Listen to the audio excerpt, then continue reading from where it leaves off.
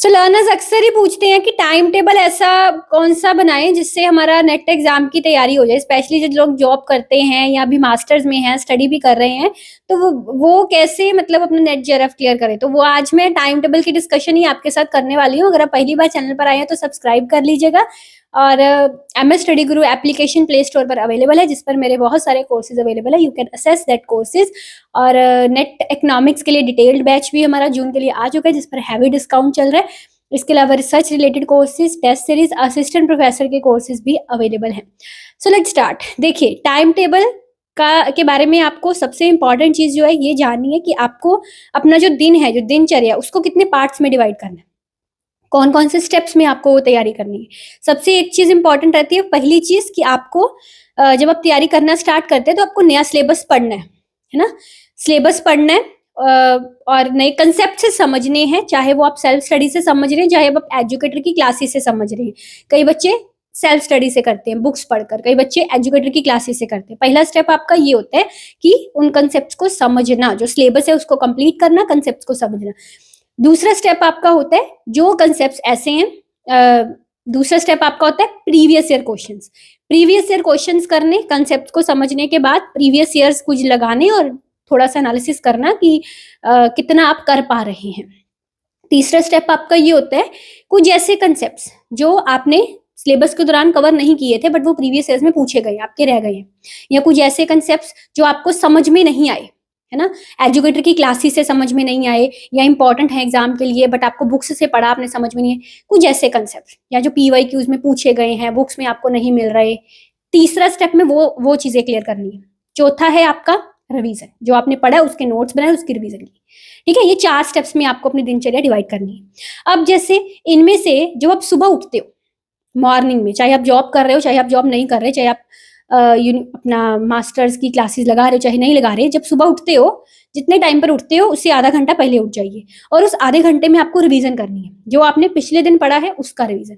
हमेशा मैंने अपने टीचर्स को या अपने जो सीनियर्स हैं उनको कहते सुना है कि जो चीज सुबह आप पढ़ते हैं वो चीज आपको भूलती नहीं है। मॉर्निंग में सुबह पढ़ा हुआ आपको हमेशा याद रहता है, और ये चीज मैंने बहुत टाइम आजमा कर देखी है, चीज सच है।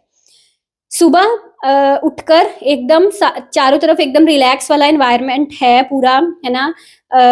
चाहे आप उस टाइम पर अपना जो टेरेस है घर का, वहां पे जा सकते हैं, वहां पे जाके नेचर को एंजॉय कर करके साथ साथ में रिवाइज कर सकते हैं चीजों को।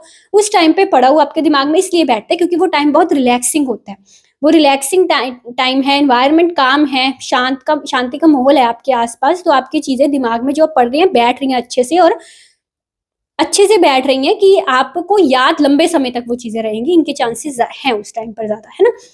तो वो फिर आप जो आपका दिन का मोस्ट प्रोडक्टिव टाइम है, आपको लगता है कि ये टाइम आपका सबसे अच्छा प्रोडक्टिव टाइम है पढ़ने का, तो अब जैसे मैं जब जॉब करती थी तो मेरा प्रोडक्टिव टाइम मैं मानती थी, जब मैं असिस्टेंट प्रोफेसर थी तो अपने लेक्चर्स कंप्लीट करने के बाद, 4-5 जितने भी लेक्चर्स देने के बाद मैं लाइब्रेरी चली जाती थी कॉलेज की, और लाइब्रेरी जाके पढ़ने वाला टाइम को मैं सबसे ज्यादा प्रोडक्टिव टाइम अपनी दिनचर्या में मानती थी। अब आपको सबको अपना वो प्रोडक्टिव टाइम पता है, ठीक है। वो जो टाइम है, वो जो आपका सबसे प्रोडक्टिव टाइम है, उस टाइम पर आपको सिलेबस कंप्लीट करना है, अपना कंसेप्ट समझनी है, चाहे आप एजुकेटर की क्लासेस से समझ रहे हैं, चाहे आप अपना बुक्स पढ़कर समझ रहे हैं ना, कहीं से भी समझ रहे हैं, तो वो टाइम आपको अपने कंसेप्ट से समझने में देना है, प्रोडक्टिव वाला टाइम। ठीक है, ये 2 चीजें हो गई।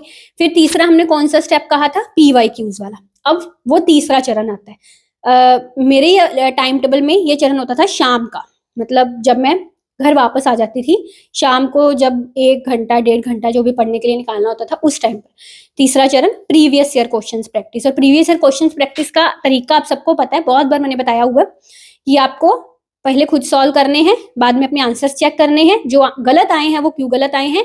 गलत आए हैं यानी कि कहीं आपका वो कंसेप्ट गड़बड़ा रहा है, कहीं पर है गड़बड़ी कि आपको वो कंसेप्ट ठीक से समझ नहीं है इसलिए वो गलत हुआ, तो फिर सही कंसेप्ट क्या है। चौथा चरण आ जाता है इसके बाद आपका, जो कंसेप्ट प्रीवियस ईयर्स में पूछे गए हैं, जो आपने पहले नहीं पढ़े, या कुछ ऐसे कंसेप्ट जो इंपॉर्टेंट हैं आपको समझ में नहीं आ रहे, या कुछ ऐसे कंसेप्ट जो आपने एजुकेटर की क्लासेस से देखे हैं, मतलब इसको हम बोलते हैं डाउट्स, है ना। चौथा ये जो चरण है इसमें आ जाते, तीसरा ये जो चरण है इसमें आ जाते हैं डाउट्स, है ना, कि जो भी अब आपके डाउट्स हैं, PYQs में डाउट्स हैं या कुछ कंटेंट सिलेबस में डाउट्स हैं, वो वो कवर करनी है। ये मैं करती होती थी ज़्यादातर ये काम रात के वक़्त, यानी कि जब सारा कुछ खत्म हो जाता था, एकदम दिन खत्म हो जाता था, रात का डिनर कर लिया, सब कुछ कर लिया, बेड पर जाने से पहले आधा घंटा निकाला या 1 घंटा निकाला, उस टाइम डाउट्स क्लियर करने। जो भी अब सारा दिन पढ़ा, पीवाईक्यूज़ लगाए या कंटेंट पढ़ा, एजुकेटर की क्लासेस सुनी, कुछ भी किया, उसमें से जो मेरे डाउट्स निकल कर आए, उसको मैंने रात में क्लियर करना और क्लियर करके सोना। आप भी ऐसा कर सकते हैं, ठीक है? तो बच्चे बोलते हैं कि जॉब के साथ प्रिपेयर करना बिल्कुल मुश्किल नहीं है, बिल्कुल भी मुश्किल नहीं है, आपको ये चीज़ें समझ में आ रही हैं, ठीक है? चारों चीज़ें कवर हो गई, है ना? सुबह उठे, सुबह उठ के पिछला पढ़ा हुआ रिवाइज़ किया, फिर मोस्ट प्रोडक्टिव टाइम में नया किया, फिर घर आकर जॉब कर रहे हैं, घर आकर पीवाईक्यूज़ के लिए थोड़ा टाइम निकाल लो, आधा घंटा, 1 घंटा, और रात को सोने से पहले कुछ टाइम लगा लो, आधा घंटा, 1 घंटा लगा लो। सुबह की रिवीजन का आधा घंटा हो गया, मोस्ट प्रोडक्टिव टाइम 1 घंटा वो वाला निकाल लो, फिर पीवाईक्यूज़ सॉल्यूशन वाला 1 घंटा वो निकालो, कितने हो गए? 2.5 घंटे हो गए, और रात को डाउट सॉल्विंग के लिए आधा घंटा निकालो, 3 घंटे हो गए, इनफ है, ठीक है? तो ये बेसिकली मैंने आपको पेपर 2 की तैयारी का बताया। चाहे आप इसको पेपर 1 की तैयारी पर लगा के देख लो, जैसे भी आपको करना है। वैसे मेरा ये रहता है कि मैंने एक ही दिन में दोनों पेपर्स नहीं मैं पढ़ती होती थी। जैसे मान लीजिए मैंने पहला 1 महीना जो है वो एक पेपर 1 को दे दिया, या अगला महीना पेपर 2 को दे दिया, या 1 वीक मैंने पेपर 1 को दिया, उसके अगला हफ्ता जो है मैंने पेपर 2 को दिया। ऐसे करके भी आप कर सकते हैं। अगर आप एक ही दिन में दोनों पेपर पढ़ेंगे ना, तो आई थिंक वो ज़्यादा जिसको होच-पोच टाइप हो जाएगा चीज़ें। तो मतलब आप ऐसा कर सकते हैं, या तो एक-एक हफ्ता दे दीजिए, या डेज़ डिवाइड कर दीजिए कि इतने डेज़ मैंने 1 वीक में इस पेपर को देने हैं, इतने डेज़, क्योंकि एक ही दिन में दोनों पेपर्स पढ़ेंगे तो वो चीज़ें गड़बड़ा जाएँगी आपकी, ठीक है? तो इस टाइम टेबल को आप फ़ॉलो कर सकते हैं। चाहे आप, कई लड़कियाँ बोलती हैं कि मैम हाउस होल्ड रिस्पॉन्सिबिलिटीज़ बहुत हैं, हमारे बच्चे भी हैं, हमारी शादी हो चुकी है, वो भी ये दिनचर्या फ़ॉलो कर सकते हैं, ठीक है?